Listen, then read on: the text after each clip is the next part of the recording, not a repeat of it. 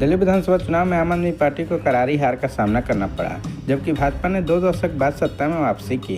कांग्रेस की स्थिति जस की तस रही और वह फिर से शून्य पर ही सिमट गई। इस हार ने विपक्षी दलों को झटका दिया। खासकर महाराष्ट्र में महाविकास आघाड़ी में दरार की स्थिति पैदा हो गई। उद्धव ठाकरे की शिवसेना ने आम आदमी पार्टी की हार के लिए कांग्रेस को जिम्मेदार ठहराया।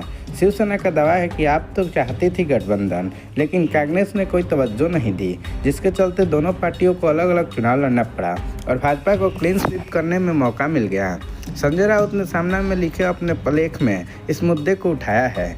दिल्ली चुनाव में हार के बाद अरविंद केजरीवाल ने उद्धव सेना के नेताओं के सामने कांग्रेस को कटघरे में खड़ा किया। उन्होंने कहा कि कांग्रेस ने भाजपा के से मुकाबला करने के बजाय उन्हें ही हराने की साजिश रची। संजय राउत के मुताबिक केजरीवाल ने कहा कि जब वे जेल में थे तब भी उन्होंने हरियाणा चुनाव में कांग्रेस से गठबंधन की वकालत की थी। राघव चड्ढा ने कांग्रेस के नेताओं से संपर्क किया, लेकिन कांग्रेस सीटों को लेकर लगातार अड़ियल रुख अपनाती रही। कांग्रेस ने पहले 6 सीटें देने की बात कही, फिर 4 पर आ गई और आखिरकार 2 सीटों पर ही राजी हुई, वह भी भाजपा के गढ़ वाली सीटें। इस कारण आपको मजबूरन अकेले चुनाव लड़ना पड़ा। उल्लेखनीय है कि अरविंद केजरीवाल जब राजनीति में नए आए थे तब वे सोनिया गांधी को देश के सबसे भ्रष्ट नेता बताते थे और उनकी गिरफ्तारी की मांग करते थे। लेकिन जब उन्होंने पहला विधानसभा चुनाव लड़ा तो कांग्रेस ने ही उनका समर्थन किया, जिससे वे दिल्ली के मुख्यमंत्री बने।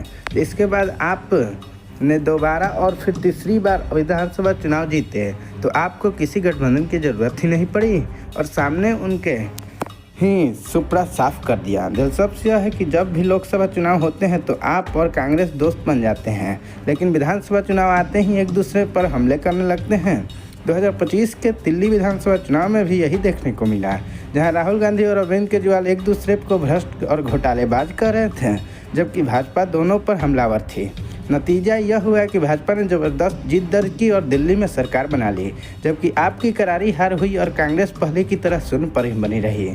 जब चुनाव खत्म हो चुका है तो केजरीवाल हार का ठिकरा कांग्रेस पर फोड़ रहे हैं। वे उद्धव सेना को सफाई दे रहे हैं कि वो तो कांग्रेस से गठबंधन को तैयार थे, लेकिन कांग्रेस ने ही मना कर दिया। हालांकि लोकसभा चुनाव के बाद ही आपके ऐलान कर दिया था कि वह दिल्ली में अकेले चुनाव लड़ेगी। ऐसे में अब केजरीवाल का यह दावा कि कांग्रेस के साथ गठबंधन चाहते थे, उनकी ही पुरानी बातों को मेल नहीं खाता। दिल्ली की हार का असर महाराष्ट्र में भी दिख रहा है। अब उद्धव सेना अब कांग्रेस पर दबाव बना रही है, क्योंकि जल्द ही मुंबई समेत कई शहरों में स्थानीय निकाय चुनाव होने वाले हैं।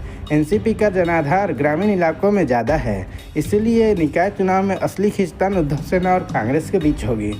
उद्धव सेना के पहले से ही कांग्रेस पर दबाव बनाने की रणनीति पर काम कर रही है। पिछले हफ्ते ही आदित्य ठाकरे और संजय राउत ने दिल्ली में केजरीवाल और राहुल गांधी से मुलाकात की थी।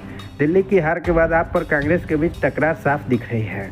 आने वाले चुनाव में क्या ये पार्टियां फिर से दोस्ती करेंगी या दुश्मनी जारी रहेगी, यह देखने वाली बात होगी। लेकिन इतना तो तय है कि भाजपा को हराने के नाम पर बना इंडिया गठबंधन अब ज़्यादा दिनों तक टिकता नहीं दिख रहा है।